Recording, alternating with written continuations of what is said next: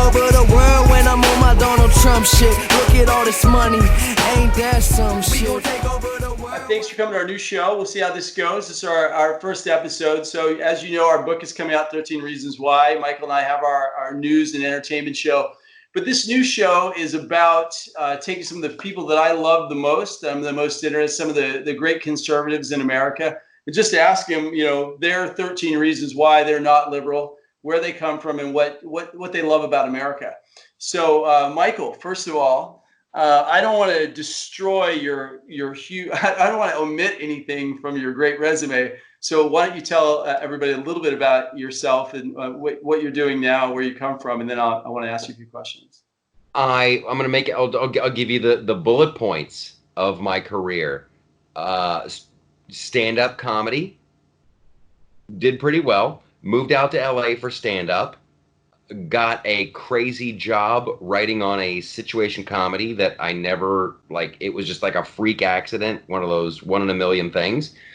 Then continued to do stand-up, writing on TV shows, stand-up TV shows, did my own thing. I've had comedy specials. I've had shows on the History Channel, and been very, very fortunate.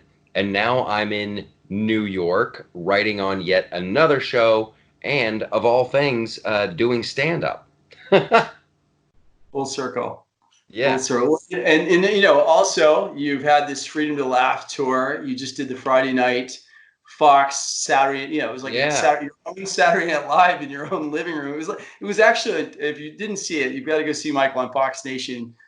He did a comedy special. It was basically it ran in the same culture as a Saturday Night Live. And to be honest, you were funnier. At the time, Saturday Night Live was really struggling, and you nailed it. It was great. You had Larry the Cable Guy on it. Now you're on the Dana Perino show. You're making repeat appearances on Fox and Friends. You're on Gutfield all the time now. And Dana Perino is now kind of a repeating gig for you. Yeah, she's been great. They brought me in. I started doing some segments on Fox and Friends. The first one I did was, I was asked by I don't even know how they found out, but I was open about being a Trump supporter in 2016. I'm like, yeah, I voted for that guy. I vote. Yeah, yes, I did. That's exactly what I wanted, and they couldn't believe it. And then I was on Stuart Varney's show on Fox Business, and he's like, "Are you really a Trump supporter?" And I'm like, "Yeah, I think he's great." And has this affected your career? And I'm like, well, not yet. And he's like, I think it will. But that went like crazy. And people at Fox, would you come on Fox and Friends and talk about this? So it was a lot of fun. I've done a lot of commentary there. And then I guest hosted The Five, which is a crazy popular show. And I didn't realize it was live. I thought they taped it at 4. Oh, it is. I didn't know that. It's actually live. Dude, wow. I went down to the Fox studios. I was there at 3. And they're like, wow, you're early. And I'm like, yeah, I like to be on time. Because I thought we taped it at 4. And they're like, no, we go live at 5. So I was a little nervous. And Dana Perino, who was sitting over here, she's like, don't worry, we're not going to let you look a fool. You won't, there will be, we'll save you if anything happens. And she was just a really cool, it's your first day in school. And she's like, no, you can sit with us. So she's just been great and a really wonderful, good egg, a stand-up person. And she's like, well, you should be on my show. And I'm like, yeah, I'll do it whenever you want. So now every Mondays, but it's right at the end of the show. It's right the last 5 minutes of the show. So I get bumped for breaking news all the time. It's horrible. Yeah. So I think what people don't realize is I'm a surfer, and the WSL is there's 2,000 guys competing for 32 spots. So how many people and then I want to ask you obviously a lot of other questions just to talk about your career for a moment. How many people do you think Fox has in their orbit, like you, on call, waiting at the drop? Because you've moved to New York, you've spent 6-7 months away from your family. I remember when they called you for your first in studio move. So this is a very important part of your life. So you're like, you know what? I'm going to be there so I can be in studio. So you've been kind of on, you're writing television, but you've been kind of on call for a half of the year. How many people are out there like you for Fox? You know what? I don't know. I don't know what the number of, like, because you've got correspondents and you've got contributors, and then you've got people like me who are like, hey, can you come in and talk about it? And it worked out well. I mean, like, I had to be in New York anyway. I'm writing on this show for Netflix. It hasn't come out yet, but like, so everything was going great until, of course, the Wuhan, China COVID-19 virus hit. So you can't. No one's allowed into the Netflix studio. No one's allowed into the Fox studio. So everything happens, like it's happening right here with you and I. So it's really weird. Like everything is on hold. Everything is on hold. But thank God they just opened up the comedy club. There's a great comedy club called Governors. They opened up last week, and I've been able to get up on stage there. So like it's reopening now. It's good. Does it look like the White House press room? You got like different comedy lovers with a mask 6 feet from each other. Or is it like a normal? How's it doing? What are the comedy clubs like right now? Well, here's what Governors did is he built an outside patio. He goes, he can do shows all summer long, or weather permitting, and the tables are spaced very far apart. And he has about, I think he can get like 55, 60 people in there, and you're the stage is back. So, but it's weird. It's like you're doing stand up outside, but it's great. I mean, the jokes still work. The interaction is still fantastic. And so this just happened. The fire marshal came by just to see his setup, and then the fire marshal goes, you know what, you're a restaurant, right? You serve. And the guy has great food for it's great food for a comedy club. He goes, you could be doing shows inside too. So now he's got shows going on in the club and out on the patio. So it still doesn't make up for having a packed comedy club, but it's closer. It's better than nothing. So tell us about the moment where you said, conservatism will enter my entertainment career and my life regardless of the outcome and cost. When I felt things had just gone too far. I just felt like it was popular to, everyone was attacking George Bush. This was like, I came out in Hollywood as a conservative towards the end of the Bush administration. And it was like really popular just to bash on him for no reason and with no jokes. I mean, people were just saying the most horrifying things, and there wasn't even a joke. And I just felt like, well, this is, first of all, it's boring, for comedy. Now I want to hear the other side. I was at the Melrose Improv, and it was comic after comic after comic after comic after comic, just railing on Bush without jokes. He's just a moron. Anybody would be. So I came out there and I was just like, George Bush is the best president of our lifetime. And the audience just cracked up laughing. And I'm like, so of course I was blowing it out of proportion because that's what you do for comedy. But it's just like, I never wanted to be a blind follower. Like whenever you're part of a mob, you have to like kind of stop and go, okay, what are we doing here? And why do I feel this way? Did someone, are these someone else's thoughts or are these my thoughts? What do I believe? And I just don't, listen, America has slowly been rolling left. There's like a little game that the Republicans and the Democrats would play. And they've been playing this game since we've had a big federal government. They were doing it in World War I and before that in World War II. And then Eisenhower warned about the military industrial complex. The right and the left both made a lot of money. You can make a lot of money in government, but we always were kind of squeaking left. And now we kind of reached this precipice where one more step, and it's going to be socialism, and we'll be Venezuela, and the UK messed around with it for a little bit, and a lot of countries play around with it. Some of them don't get burned that bad. Some of them can go, "Ooh, that's hot," and they pull back. And hopefully we don't reach that place. But it is a very dangerous game. It is a very dangerous game, and I think anybody who actively wants to be a socialist, they just don't know what they're talking about. They're ignorant, because if you look at what happened in China, what happened in Russia, what happened in all these countries, what happened in Venezuela, man, when it goes south fast, and a lot of people die, and a lot of people get hurt, and we've seen that experiment play out. So I was really thinking to myself, I'm like, this might hurt me. I've had a good career. I've had a good career, thankfully. But like, I just reached a point, like, good people need to stand up.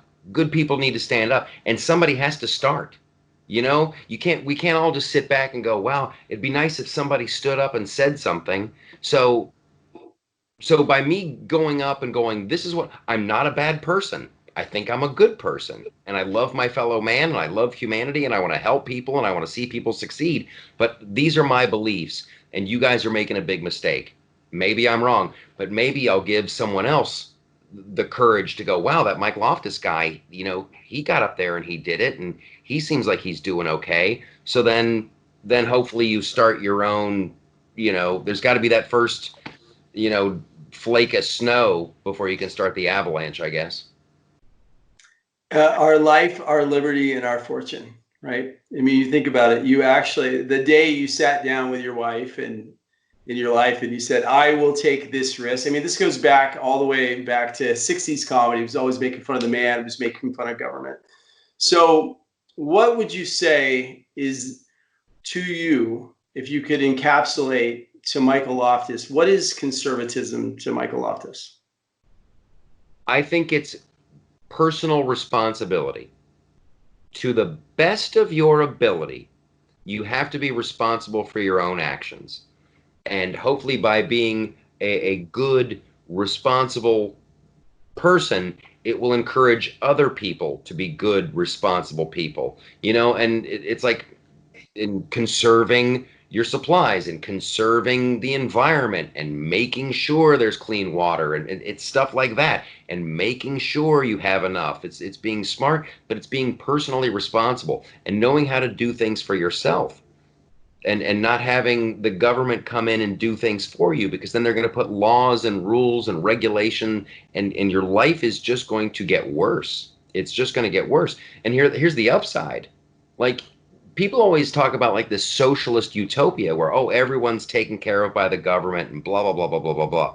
But how great would life be if you went the other way? And if everyone was conservative and everybody took personal responsibility and everyone was trying to lead their very best life, and part of that was just helping their fellow man because it's the right thing to do, not because the government passed a law and stole money out of your check.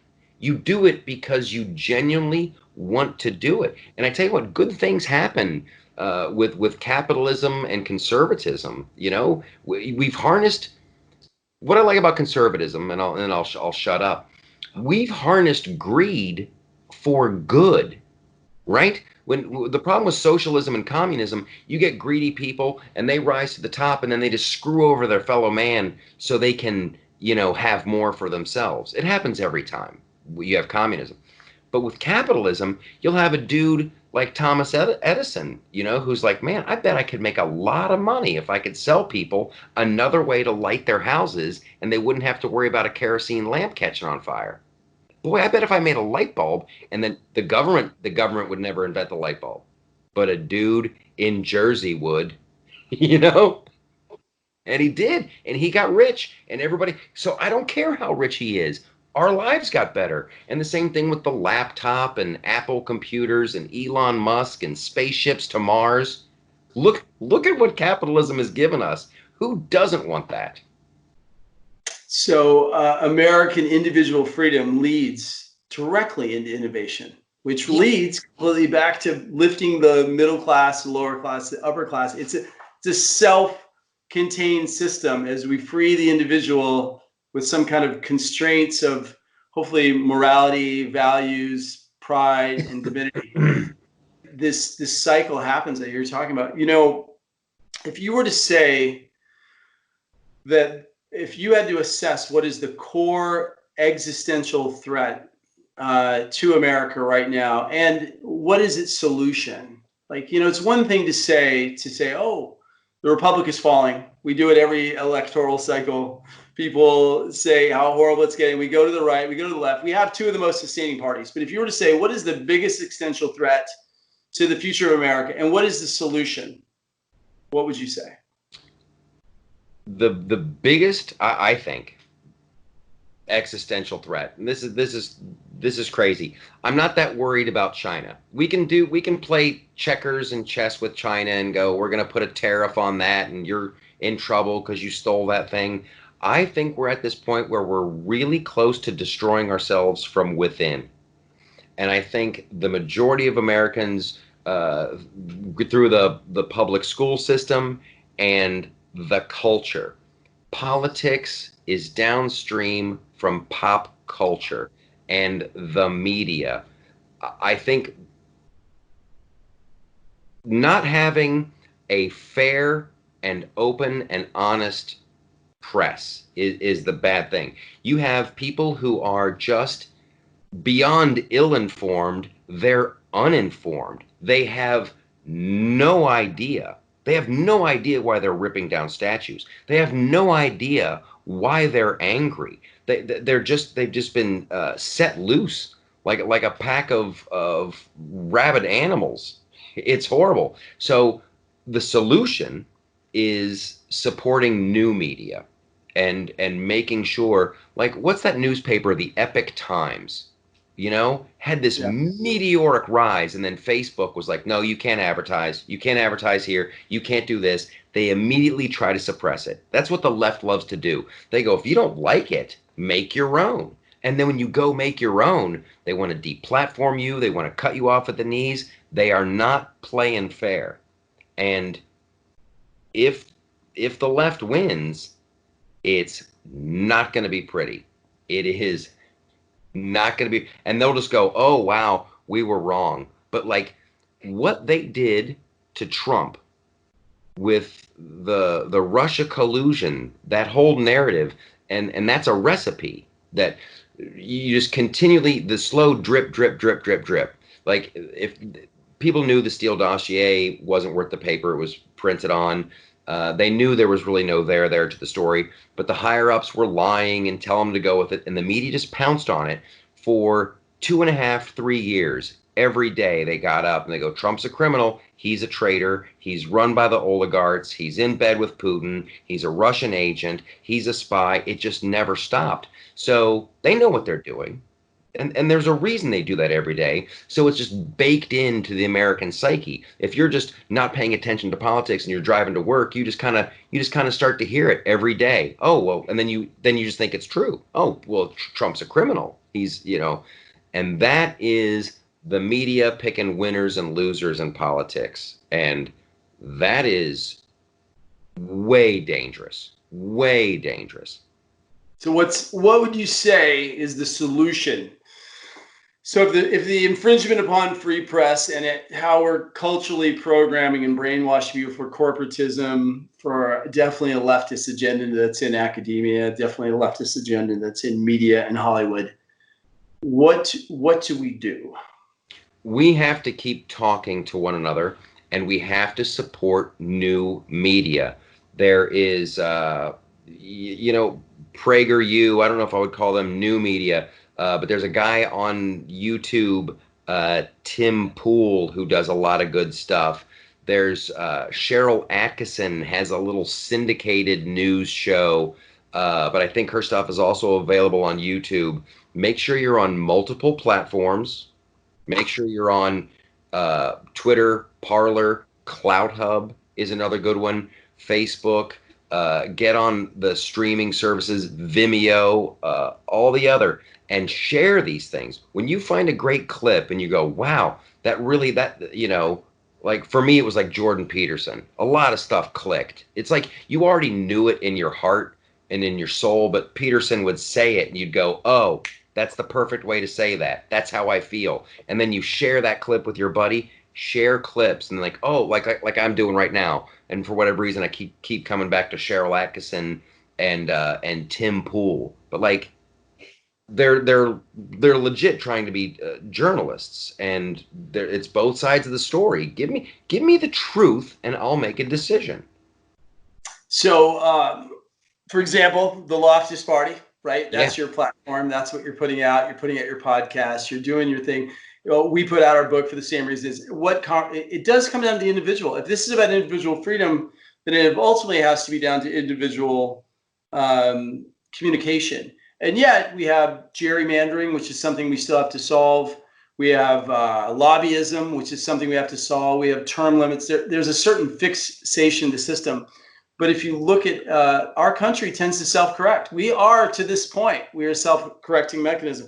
If we go too far right, we go too far left. I continue to have faith in our great union. So, Michael, we'll end with two more questions. So tell us, who's your inspiration? Who's your favorite politician? Who moves you the most? Who excites you? I really have to say I'm a product of the times, and I'd never seen anything like Donald Trump. I'd never seen anything. As a guy who leans to the right, you're always kind of supposed to hold your nose and go, listen, we know John McCain isn't the best candidate, and we know he's kind of done some shady stuff, but hold your nose and vote for him. And then you watch McCain just like dissolve like a puddle of jello in the desert. And then, okay, Mitt Romney. Mitt Romney's the guy, and Mitt Romney doesn't fight back, and he can't defend his own beliefs, and he's just a wet blanket. And you're like, this is the worst. This is the worst. Like, who are these people? And then Trump comes out of left field like the dark horse of dark horses to win the whole thing. And it was just so refreshing. And if you think about it, and you have to give this guy credit. He never ran for anything. For anything. Reagan had to try a couple times before he won. And he was governor of California. He'd win, he'd lose. But like, for some dude to come out of nowhere and win debates against Ted Cruz, who's like a Harvard debate club champion. He beat Bush. He beat like Marco Rubio. He won the presidency on his first try. They make movies about that stuff. They make movies about it.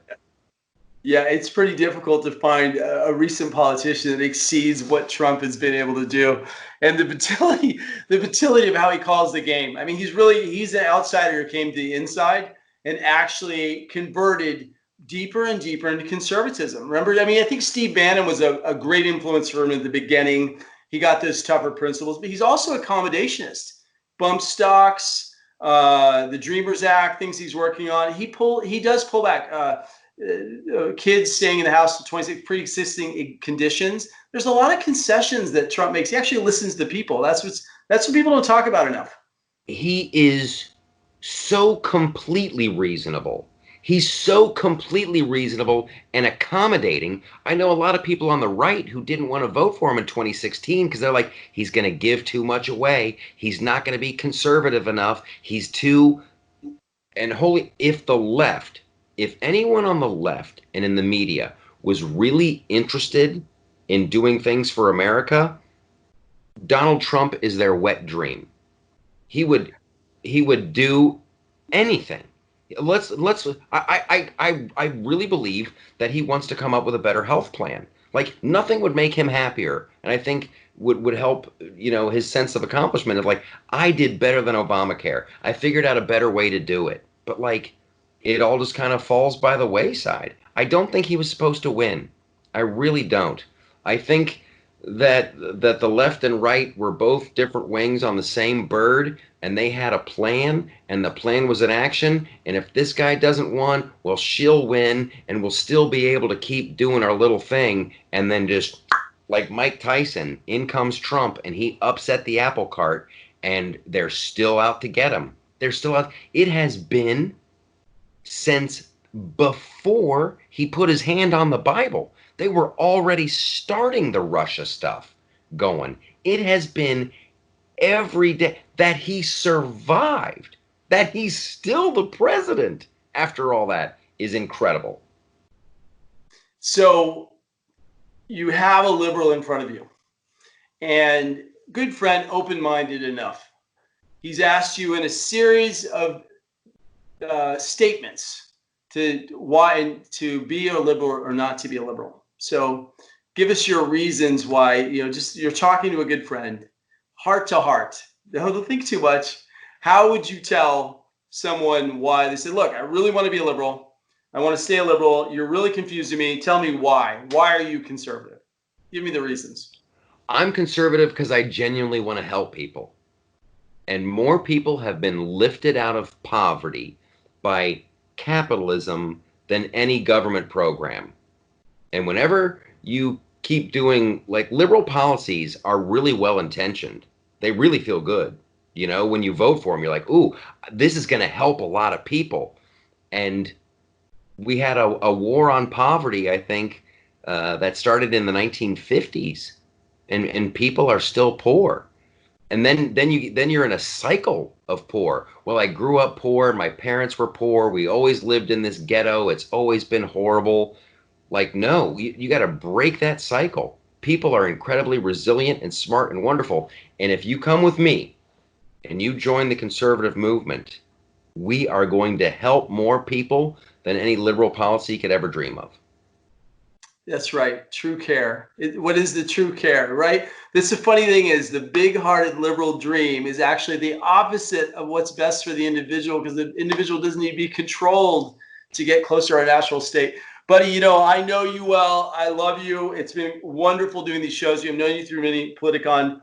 If anyone wants to follow Michael Loftus, it's at theloftusparty.com. You can see him often on Fox. Any other websites that you're... I am all about theloftusparty.com. It's great. It's news. People can post there if they have interesting stories they want to share. Anybody can post at theloftusparty.com. I put stuff up there. There's videos, there's music, there's multiple podcasts. It's not just mine. There's videos, there's bullet points with you and I, and there's podcasts that are just about comedy and whiskey. It's great. And thank you for everyone for going. We're doing well. Yeah. Thanks so much, Michael. So listen, go see Michael. Come see us at Bullet Points. We're on episode 64. We're having a great time. This is the first interview. Thank you for coming, Michael. Michael and I do a pretty high-powered show, but I've just got this obsession with why are people conservative, and what does it really mean? Conservatives get such a simplified rap, but it's actually a principle. It's based on God and love and goodness and sweetness, and there's a lot more to it that people forget. So I hope you got a touch of that. So thanks for coming to our initial show here at hashtag Why Not to Be a Liberal. I want to thank Michael Loftus for being our esteemed guest, and look for our book, 13 Reasons Why Not to Be a Liberal and Enlighten Others. This is week one of our 13-week countdown. We'll see you at Bullet Points next week. We'll see you soon, Michael, and thanks for coming to the show. You should do more of these. Thank you.